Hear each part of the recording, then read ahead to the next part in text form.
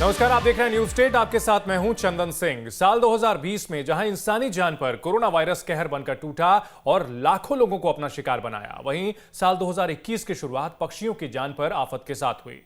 Corona के बाद देश में तेजी से पैर पसार रहा बर्ड फ्लू पक्षियों की जान ले रहा है। एवियन इन्फ्लुएंजा यानी बर्ड फ्लू देश के 9 राज्यों में फैल चुका है और वर्ल्ड हेल्थ ऑर्गेनाइजेशन की माने तो इस वायरस के कारण संक्रमित लोगों में मृत्यु दर यानी मोर्टेलिटी रेट लगभग 60% है। इस बीमारी का मोर्टेलिटी रेट कोरोना वायरस से भी ज्यादा है। मध्य प्रदेश समेत छत्तीसगढ़ में बर्ड फ्लू ने अपने पैर पसार लिए हैं। ऐसे में बर्ड फ्लू से बचाव के लिए क्या एहतियात बरतना जरूरी है, इन तमाम मुद्दों पर चर्चा करेंगे अपने जानकारों और संवाददाता से। लेकिन उससे पहले देखिए ये रिपोर्ट।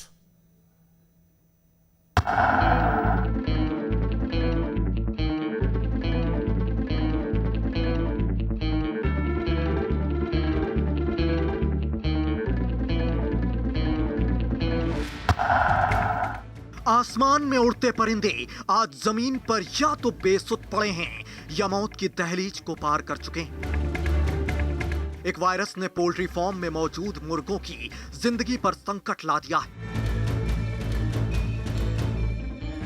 वायरस जो इतना खतरनाक है कि एक पक्षी को हो जाए तो वो कई और पक्षियों को अपनी जद में ले ले। केरल, राजस्थान, मध्य प्रदेश, हिमाचल प्रदेश, इन प्रदेशों में बर्ड फ्लू की पुष्टि हो चुकी है। तो कई ऐसे राज्य भी हैं जहां लगातार पक्षियों के मरने का सिलसिला जारी है। इन राज्यों में बिहार, हरियाणा, पंजाब, ओडिशा और उत्तर प्रदेश शामिल है। आंकड़ों की माने तो अब तक 25,000 से ज्यादा पक्षियों की मौत हो चुकी है।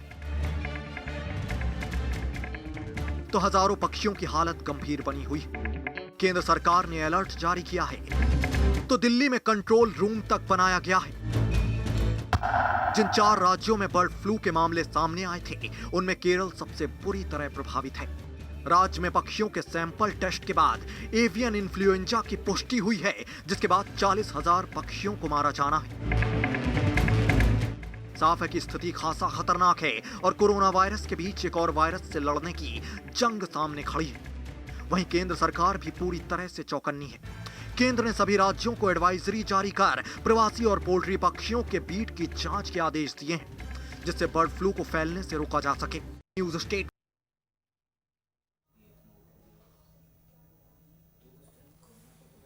वहीं छत्तीसगढ़ में बर्ड फ्लू को लेकर अलर्ट जारी किया गया है। बालोद, कोरिया, कोरबा और कांकेर में यह अलर्ट जारी किया गया है। राजनांदगांव, जगदलपुर और सूरजपुर के लिए भी अलर्ट जारी किया गया है। एमपी, राजस्थान, हिमाचल, पंजाब, यूपी में बर्ड फ्लू की दहशत है। सरकार ने छत्तीसगढ़ सरकार को निर्देश दिए हैं। केंद्र की ओर से निर्देश दिया गया है। पोल्ट्री फार्मों की जैव सुरक्षा बढ़ाने के निर्देश दिए गए हैं।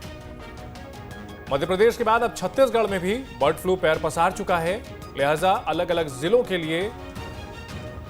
में अब यह तैयारी की जा रही है प्रशासन की ओर से, किस तरह से इस भयानक बीमारी से निपटा जाए। पोल्ट्री फार्मों की जैव सुरक्षा बढ़ाने के लिए केंद्र सरकार ने छत्तीसगढ़ सरकार को निर्देश दिए हैं।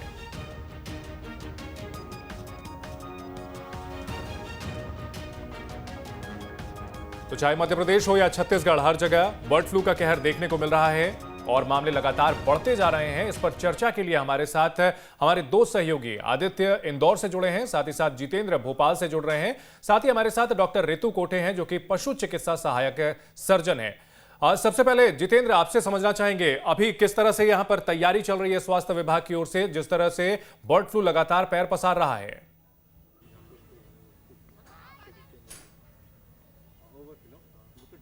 बिल्कुल, देखिए जिस प्रकार से बर्ड फ्लू पैर पसारता जा रहा है उसके बाद कहीं ना कहीं अब ये निश्चित हो जाता है और चिंता का विषय भी बन जाता है कि इसको रोकना महत्वपूर्ण है। और खासकर अगर हम बात करें मध्य प्रदेश की, तो मध्य प्रदेश में गृह विभाग के द्वारा एक गाइडलाइन जारी कर दी गई है, जिसके चलते प्रदेश के अंदर जो नोटिफाइड इलाके हैं वहां पर मौजूद सभी जो चिकन शॉप होते हैं और अंडे की दुकानें होती हैं उन्हें बंद करने के आदेश जारी किए गए हैं। इसके साथ ही पोल्ट्री फार्म को बंद करने और पोल्ट्री को नष्ट करने के भी आदेश जारी कर दिए गए हैं। तो यहाँ पर गृह विभाग सख्त होता नजर आ रहा है। क्योंकि प्रदेश के करीब टोटल ऐसे 19 जिले हो चुके हैं जहां पर बर्ड फ्लू की पुष्टि हो चुकी है और करीब 1100 से ज्यादा जो पक्षी हैं वो अभी तक मर चुके हैं और जिनमें वायरस जो पाया गया है वो बर्ड फ्लू का पाया गया है। तो जाहिर सी बात है कि एक बड़ी बीमारी होती हुई नजर आ रही है बर्ड फ्लू भी। जिस प्रकार से कोरोना आया था देश के अंदर और पूरे देश को उसने अपनी चपेट में ले लिया था और धीरे धीरे करके अब जैसे कि बर्ड फ्लू में कई राज्य भी जुड़ते जा रहे हैं, तो जाहिर सी बात है कि इस समय महत्वपूर्ण हो जाता है कि जल्द से जल्द इस पर कंट्रोल किया जा सके और इसको लेकर राज्य सरकारों के अलावा विभागों के जो अधिकारी हैं वो पूरी तरीके से अलर्ट नजर आ रहे हैं ताकि कैसे भी करके चंदन बर्ड फ्लू पर कंट्रोल किया जा सके और बर्ड फ्लू को मध्य प्रदेश और पूरे देश के अंदर से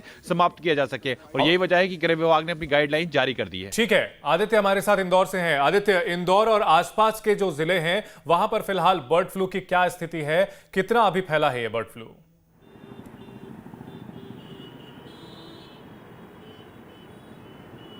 देखिए, बहुत सही सवाल उठाया है चंदन आपने। आपको बताना चाहूँगा सबसे पहले बर्ड फ्लू के जो मरीज़ सामने आए थे उसमें इंदौर ज़िला जो है वो उन पहले ज़िलों में शामिल है जहाँ सबसे पहले बर्ड फ्लू की पुष्टि हुई थी। इसके बाद लगातार मंदसौर, नीमच, आगर मालवा और मालवा निमाड़ जैसे कई इलाकों में लगातार बर्ड फ्लू ने पैर पसारे।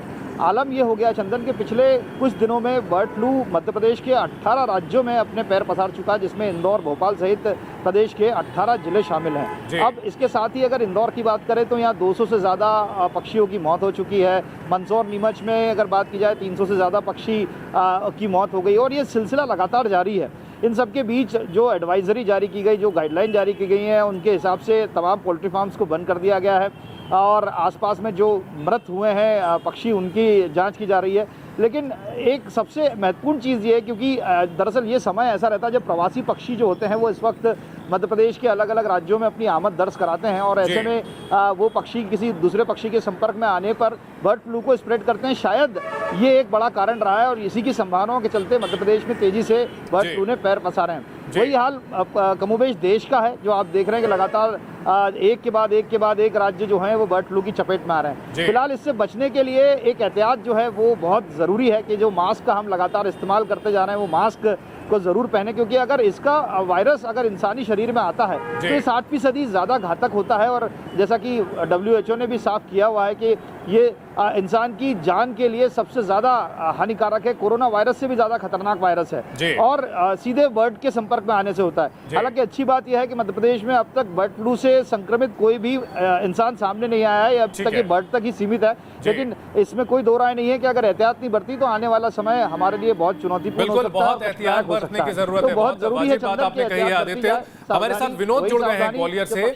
विनोद, ग्वालियर और आसपास के इलाकों में बर्ड फ्लू के क्या हाल हैं, किस तरह की तैयारी की जा रही है और कितने मरीज सामने आए हैं?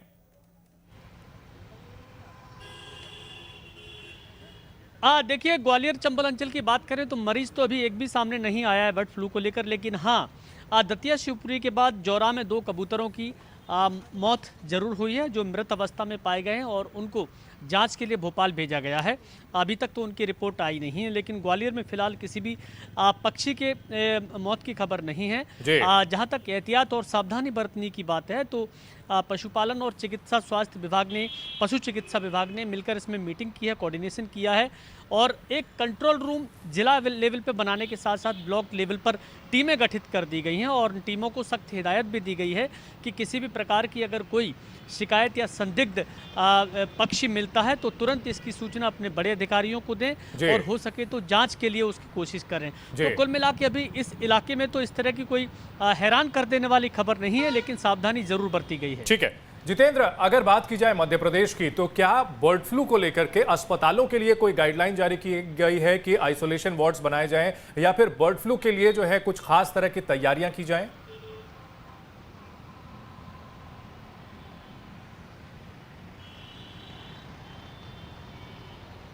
देश में नहीं की गई है कि अस्पतालों के अंदर कोई ऐसे निर्देश दिए गए हो कि आप आइसोलेशन वार्ड बना के रखें। हाँ, जो नॉर्मल वार्ड होते हैं जिस प्रकार से लोग अपना चेकअप कराने के लिए आते हैं, जो पर्याप्त वार्ड अस्पतालों के अंदर मौजूद हैं, लेकिन अभी तक सिर्फ बर्ड फ्लू को लेकर अस्पतालों के अंदर किसी प्रकार की तैयारी की गई हो ये नजर नहीं आया और ना ही इस तरह की कोई गाइडलाइन निकल कर आई है, क्योंकि वर्तमान में भी ये देखा जा रहा है कि जो बर्ड फ्लू है इस पे पक्षियों में पाया गया है मध्य प्रदेश के अंदर। पक्षियों के अलावा भी दूसरे जो पशु होते हैं या फिर दूसरे पशु होते हैं उनमें भी पाया नहीं गया है। हालांकि यहाँ पर पोल्ट्री फार्मों को बंद करने की बात जरूर की गई है, लेकिन चिकन के अंदर भी अभी तक ये पुष्टि नहीं हो पाई है कि बर्ड फ्लू आया है। तो वर्तमान में यहाँ पर जो सिर्फ और सिर्फ नमूने मिले हैं बर्ड फ्लू के, वो सिर्फ पक्षियों से मिले हैं, इसलिए अभी तक अस्पतालों के अंदर किसी भी प्रकार की व्यवस्था नहीं की गई है। कोई ऐसा स्पेशल ऑर्डर नहीं दिए गए हैं कि आपको अस्पतालों के अंदर किसी प्रकार की तैयारी करके रखना है। हाँ, अगर किसी प्रकार से कोई ऐसी चीज सामने निकल कर आती है कि बर्ड फ्लू का वायरस किसी मनुष्य के अंदर पाया जाएगा या फिर किसी, तब जाके ऐसी गाइडलाइन जारी की जाएगी, लेकिन वर्तमान में ऐसा भी कुछ नहीं किया गया। ठीक है आदित्य, अगर बात की जाए बर्ड फ्लू के मामलों की,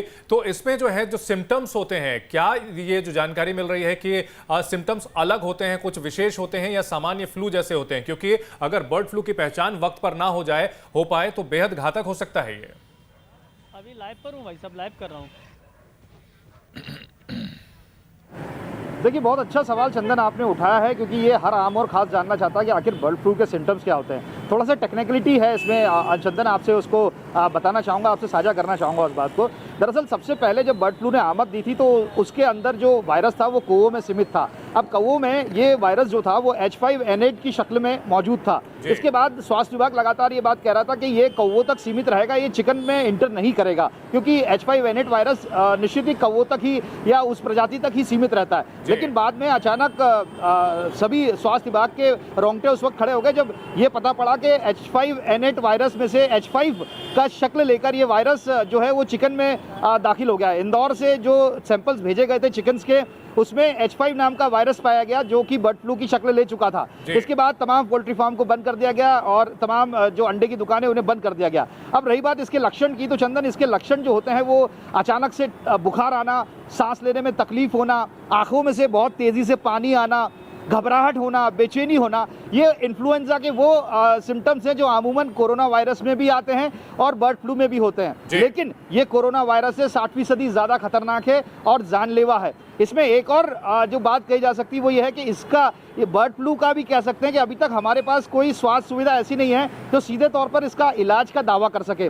तो एक और ऐसा वायरस जो अब तक अनजान है, और अनजान के साथ इसके लेकर कोई जिसे कह सकते हैं टेक्निकली या मेडिकली कोई डेवलप नहीं की गई है, किसी भी तरह की कोई मेडिसिन डेवलप नहीं की गई है। तो ऐसे में जब कभी कोई इंसान इसके संपर्क में आता है और वो पक्षी बर्ड फ्लू से संक्रमित है और उसे छूता है या उसके संपर्क में आता है, बहुत नजदीक होता है, तो ये उसके फैलने की संभावना हो सकती है। क्योंकि पहले जो मेडिकल साइंस था वो कह रहा था H5N8 जो है वो चिकन में भी नहीं जाएगा, लेकिन चिकन में वो चला गया। अब डर इस बात का है कि कहीं ये इंसान। डॉक्टर रितु कोठे हैं जो कि पशु चिकित्सा सहायक सर्जन है, उनसे जानने की कोशिश करते हैं कि बर्ड फ्लू के मामलों में अगर कोई बर्ड फ्लू के से संक्रमित हो भी जाता है तो क्या कुछ इसका इलाज हो सकता है और बचाव क्या हो सकता है, इससे बर्ड फ्लू से बचने के लिए क्या कदम उठाएं? डॉक्टर साहब।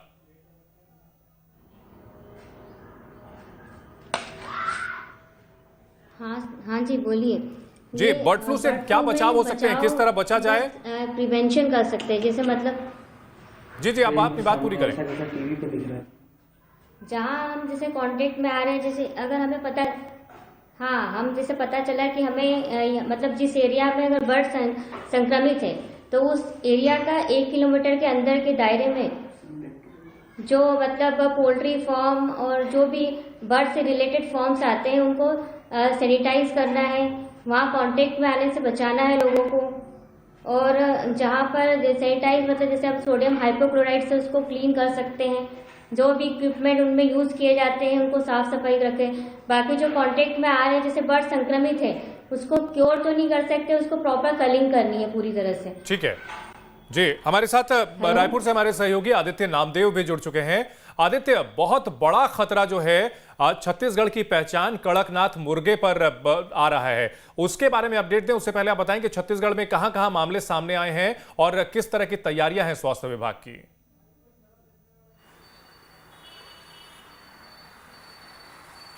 देखिए, अभी तक तो बर्ड फ्लू की कोई ये जानकारी नहीं आई है, पुष्टि नहीं हुई है किसी में बर्ड फ्लू है। क्योंकि देखिए, पहली जानकारी यहाँ पर बस्तर से आई थी, दंतेवाड़ा से कुछ जानकारी आई थी, कुछ कवर्धा से जानकारियाँ आई थी, कुछ राजनांदगांव के पास से भी जानकारी आई हैं। एहतियात के तौर पर नंदनवन का जू विहार जो है, पक्षी विहार जिसे हम कहते हैं, उसे भी 15 दिनों के लिए बंद कर दिया गया। लेकिन अभी तक कोई पॉजिटिव केस ऐसा नहीं आया कि बर्ड फ्लू की जिसको पुष्टि हो। भोपाल भेजा जाता है यहाँ से सैंपल, उस सैंपल के आधार पर भी अभी तक जो रिपोर्टें आई हैं कहीं पर भी कोई इस प्रकार की चीज़ नहीं है। लेकिन एहतियात बहुत जरूरी, जिस प्रकार से छत्तीसगढ़ से लगा हुआ ही राज्य है मध्य प्रदेश, वहाँ से लगातार घटनाएं सामने आ रही हैं, लगातार केसेस सामने आ रहे हैं, तो छत्तीसगढ़ भी हाई अलर्ट पे रखा गया है। सभी पशु चिकित्सक जो है लगातार मॉनिटरिंग कर रहे हैं, इम्यूनिटी बढ़ाने की उनको दवाएं दे रहे हैं। और सबसे बड़ी बात है कि सैंपल, क्योंकि यहाँ पर छत्तीसगढ़ में इसकी फैसिलिटी है नहीं बर्ड फ्लू की जांच की, भोपाल ही भेजा जाता है सैंपल, और अभी तक जितने भी भेजे गए सैंपल किसी भी रिपोर्ट में पॉजिटिव नहीं आया है। आज जंगल सफारी जो रायपुर नहीं पूरे छत्तीसगढ़ का सबसे बड़ा जू है,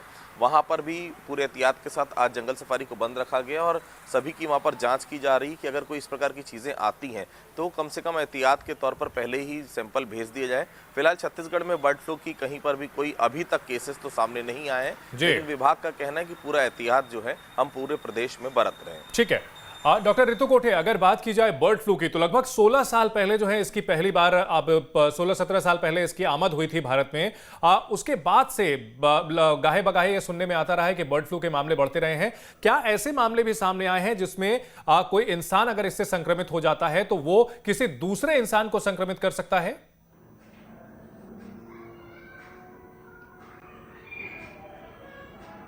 हाँ, ऐसे बर्ड फ्लू एक जूनोटिक डिजीज है जो बर्ड से ह्यूमन में होती है और ह्यूमन के कांटेक्ट से भी अदर ह्यूमन में होती है। जो अभी जो स्ट्रेन मिला है H5N8, उसका ह्यूमन में कोई संक्रमण नहीं पाया जाता जी। जो संक्रमित जो कॉमन बर्ड फ्लू का जो स्ट्रेन है H5N1, वो most common bird flu strain है जो जिसकी वजह से ह्यूमन संक्रमित हो सकता है जी। और फिलहाल जो तैयारियां दिख रही हैं, अगर प्रदेश की बात की जाए या देश की बात की जाए, तो जिस तरह के मामले सामने आ रहे हैं, जिस तरह की तैयारियां दिख रही हैं, तो ये जो है ये इस इन्फेक्शन का, इस महामारी का कौन सा स्टेज कहा जाए? अभी बिल्कुल शुरुआती स्टेज है और कोरोना को लेकर चूंकि जो पूरा हमारा स्वास्थ्य तंत्र है वो एक्टिव है, तो लिहाजा इसे काबू करने में हम कामयाब हो पाएंगे।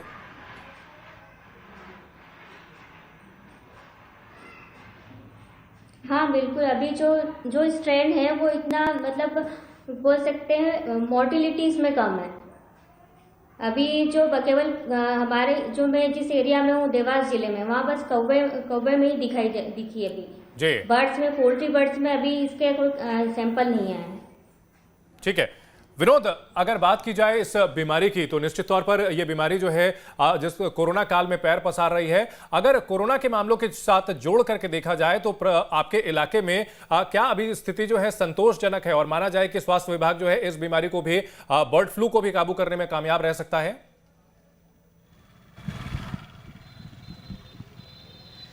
देखिए, इसमें केवल स्वास्थ्य विभाग का काम नहीं है, बल्कि स्वास्थ्य विभाग के साथ साथ पशु चिकित्सा, प्रशासन और लोगों की जागरूकता सबसे अहम है। जिस तरह के प्रशासन ने अभी आदेश जारी किए हैं उसमें हर नागरिक को, चाहे वो ग्वालियर ज़िले का हो या ग्वालियर चंबल अंचल का हो, सबको यही कहा गया है कि वो अपने आसपास साफ सफाई रखें और जिस तरह से कोरोना से बचाव के लिए मास्क पहना है उसी तरह मास्क लगातार पहने रहें और कोविड के गाइडलाइंस का पालन करें तो बर्ड फ्लू से भी बचाव काफ़ी हद तक हो सकता है, क्योंकि इसमें साफ स्वच्छता और सोशल डिस्टेंसिंग के साथ साथ मास्क पहनना अनिवार्य है कोविड की गाइडलाइंस में। उसी तरह से बर्ड फ्लू से भी बचा जा सकता है। लेकिन लोगों को सीधे सीधे ये भी संदेश दिए गए हैं प्रशासन की तरफ से कि किसी भी प्रकार के पक्षी को वो संदिग्ध अवस्था में देखते हैं तो इसकी सूचना, चाहे वो बीमार हो या मृत अवस्था में पड़ा हो, इसकी सूचना तुरंत वो अपने नज़दीकी अधिकारियों को, प्रशासन को दें या स्वास्थ्य विभाग को दें, ताकि इसकी जांच कराई जा सके और लोगों को बीमारी से बचाया जा सके। जी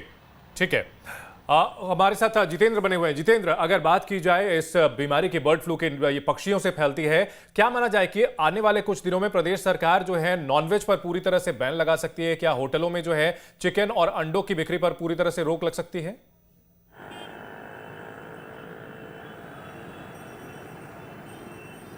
बिल्कुल, देखिए अगर इस तरह की बीमारी बढ़ती है यानी कि बर्ड फ्लू के बारे में और भी उसका जो कहर है वो ज़्यादातर मध्य प्रदेश के अंदर देखने को मिलता है, पक्षियों में ज़्यादातर की संख्या पाई जाती है, चिकन के अंदर पाई जाती है, तो जाहिर सी बात है कि इस पर रोक भी लगानी काफ़ी ज़्यादा महत्वपूर्ण हो जाएगा। लेकिन देखिए सबसे बड़ी बात हो रही है मध्य प्रदेश के झाबुआ के कड़कनाथ को बचाना है, क्योंकि देखिए कड़कनाथ मध्य प्रदेश की नहीं पूरे विश्व में अपनी अलग पहचान बना चुका है। और ऐसे में अब चूंकि बर्ड फ्लू का कहर कड़कनाथ तक नहीं पहुंच पाए, इसके लिए वहां पर भी देखा गया है कि कड़कनाथ को जो हल्दी है वो पिलाई जा रही है, इम्यूनिटी बूस्टर उसको दिया जा रहा है ताकि उसके अंदर बर्ड फ्लू का जो कहा जा सकता है कि एक वायरस है वो ना पाए। तो जाहिर सी बात है कि अगर ऐसा समय में आता है कि जब मध्य प्रदेश के अंदर पक्षियों की ज़्यादातर मौतें होती हैं या फिर जो बर्ड फ्लू का वायरस है वो अत्यधिक मात्रा में फैलता है और ऐसे में वो चिकन तक आता है, तो जाहिर सी बात है कि आपको कहीं ना कहीं रोक लगानी ही पड़ेगी, क्योंकि अगर रोक नहीं लगाई गई तो आने वाले दिनों में इसके से जो खतरा है वो और भी ज़्यादा बढ़ सकता है। फिलहाल वर्तमान में सरकार तमाम नियमों को देखते हुए कार्य कर रही है ताकि बर्ड फ्लू को आगे तक ना बढ़ने दिया जा सके, और इसमें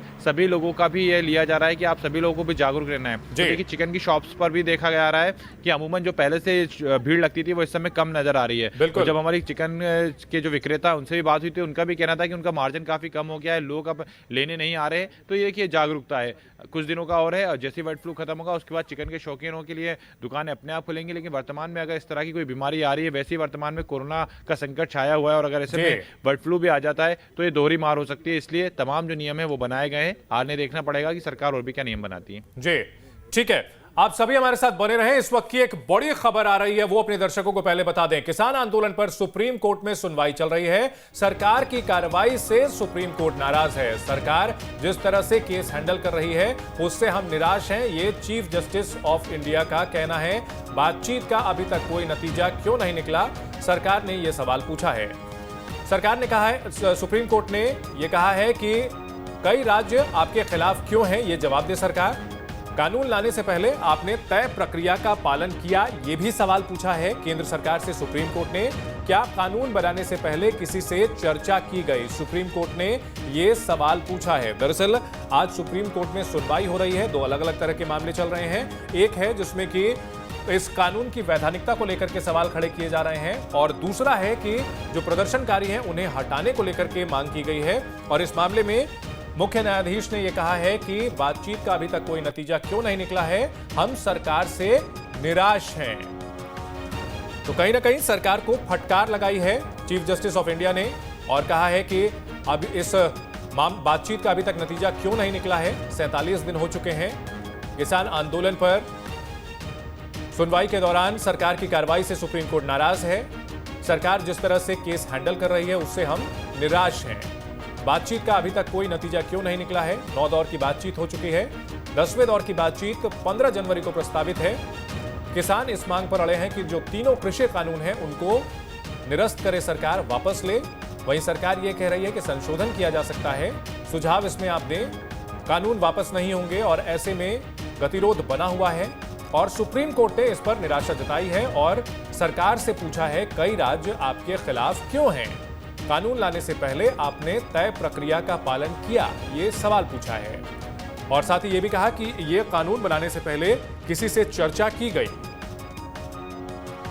सरकार की कार्रवाई से सुप्रीम कोर्ट नाराज, जिस तरह से सरकार कदम उठा रही है।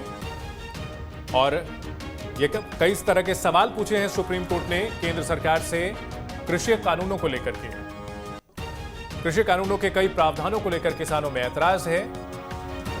शुरुआत में उन्होंने एमएसपी पर कानून बनाने की मांग की थी, लिखित आश्वासन मांगा था, लेकिन बाद में किसान अब इस मांग पर अड़े हैं कि इन तीनों कृषि कानूनों को वापस लिया जाए। दिल्ली और आसपास के दिल्ली के सभी बॉर्डर पर किसान डटे हुए हैं, एक तरह से नाकाबंदी की हुई है। पंजाब में सबसे ज्यादा विरोध प्रदर्शन हो रहा है, हरियाणा में विरोध हो रहा है, यूपी में विरोध हो रहा है, अन्य कई राज्यों में भी विरोध के सुर गाहे बगाहे उठते रहते हैं। और सुप्रीम कोर्ट ने इस सुनवाई के दौरान सरकार से यही सवाल पूछा है कि कई राज्य आपके खिलाफ क्यों हैं, आपने यह कानून लाने से पहले किसी से चर्चा की थी। और सुप्रीम कोर्ट ने यह भी पूछा है कि क्या हम इस कानून को रोकें, हम आपसे बहुत निराश हैं। सुप्रीम कोर्ट की केंद्र सरकार को फटकार, बातचीत का अभी तक कोई नतीजा क्यों नहीं निकला है, कई राज्य आपके खिलाफ क्यों हैं, सवालों की बौछार की है। आप कानून पर रोक लगाएंगे या हम आदेश पारित करें।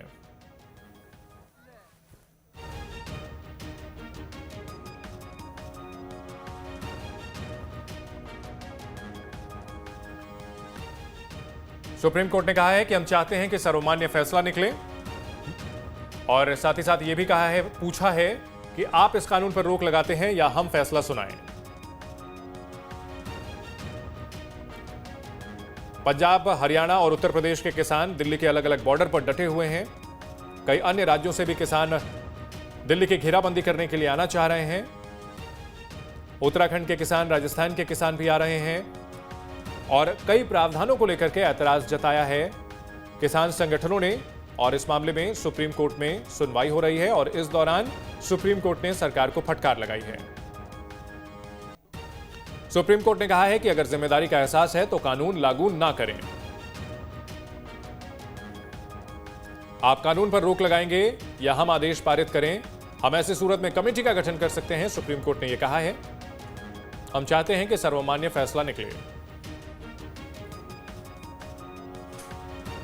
किसान आंदोलन पर सुप्रीम कोर्ट में सुनवाई जारी है।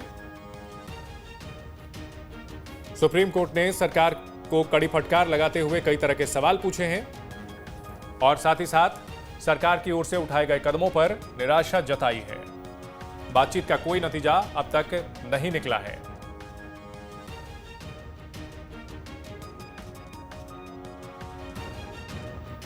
सुप्रीम कोर्ट ने केंद्र सरकार से सवाल पूछा है कि आपने यह कानून बनाने से पहले क्या किसी से चर्चा की, विचार विमर्श किया।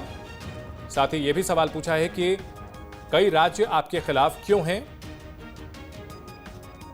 और कहा है कि जिम्मेदारी का एहसास है तो कानून लागू ना करें।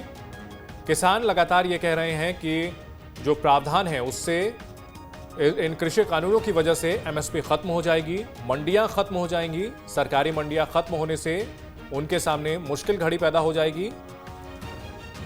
साथ ही साथ कॉन्ट्रैक्ट फार्मिंग से वो कॉरपोरेट के हाथ का खिलौना बन जाएंगे। लिहाजा इन कृषि कानूनों को सरकार वापस ले। और इस मामले पर सुप्रीम कोर्ट ने सरकार को फटकार लगाते हुए कई तरह के सवाल पूछे हैं।